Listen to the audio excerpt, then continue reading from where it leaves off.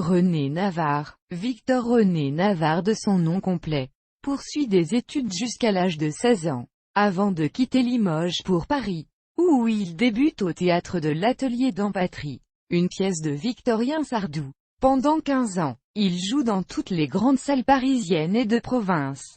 En 1909, il débute au cinéma chez Gaumont et durant 4 ans, il tourne dans de nombreux films, comiques et dramatiques. Louis Feuillade lui offre le rôle principal dans les films de la série Fantomas. 5 épisodes réalisés en 1913 et 1914.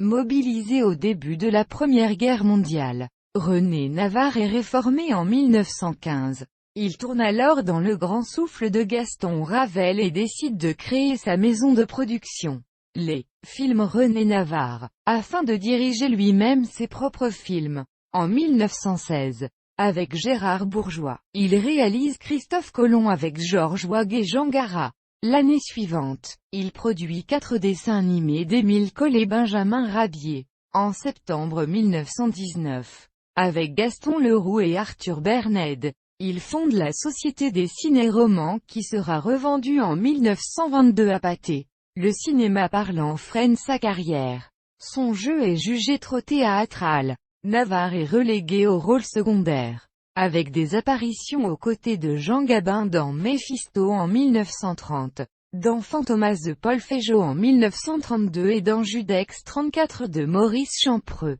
En 1937, il joue dans Chéri Bibi de Léon Matteau, puis en 1938, dans La Route enchantée de Pierre Caron avec Charles Trenet et dans Brazza ou l'épopée du Congo de Léon Poirier en 1939. En 1940, il abandonne le cinéma. René Navarre s'est marié en premières noces avec l'actrice Nelly Palmé, morte en 1917 à l'âge de 25 ans. Puis, en 1924 avec l'actrice Elmire Vautier. Il est mort en février 1968 à Assé-sur-Cher en Indre-et-Loire, à l'âge de 90 ans, et est enterré dans le cimetière de la commune.